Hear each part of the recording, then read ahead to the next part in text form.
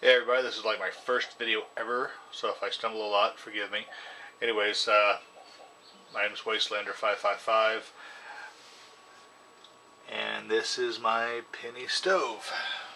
Basically what I did is I did it the traditional way, except I probably put it in backwards compared to some of the other videos.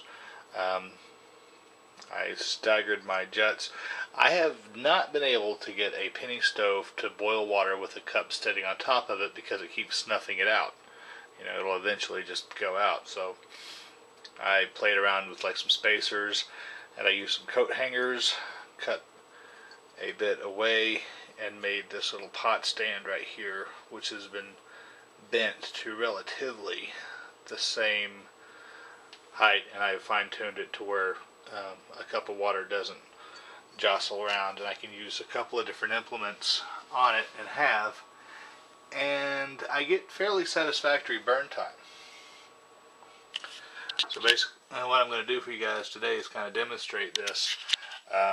The coat, or the little pot stands, are held in place by little things of JB Weld.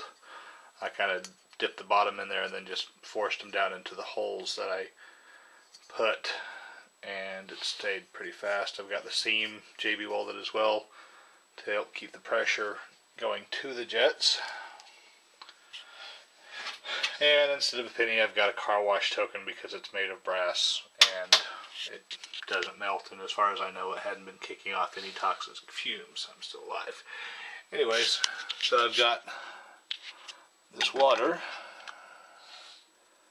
that's at 70 degrees, and I'm using the Pathfinder School cup that I got at Red Dawn Survival in Midwest City. Good people, if you're in the area, try them out. Otherwise, you can probably find them at your local survivalist shop or army surplus store if they're nice enough to carry Pathfinder Survival School stuff. And I've got 1 ounce of denatured alcohol. I was using 90% rubbing alcohol for a while, just because it was a lot cheaper than this stuff. And I found out why you don't use that. It's really, really sooty.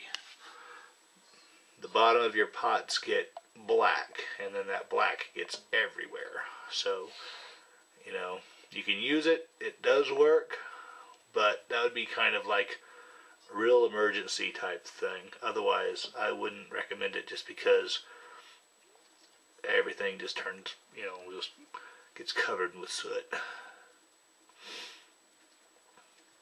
Okay, that's about the ounce of alcohol. I'm doing all this on my stove in the house. Also, don't recommend it if you can do it outside in a safe place. A garage would be great, but I'm doing it in a cast iron skillet as a fire kind of preventative measure, and I do have several fire extinguishers around that are class B rated for liquids, which is also good to have if you're playing with this thing. So basically what you do is you get it heated up, and I kind of got a tinfoil priming pan going on.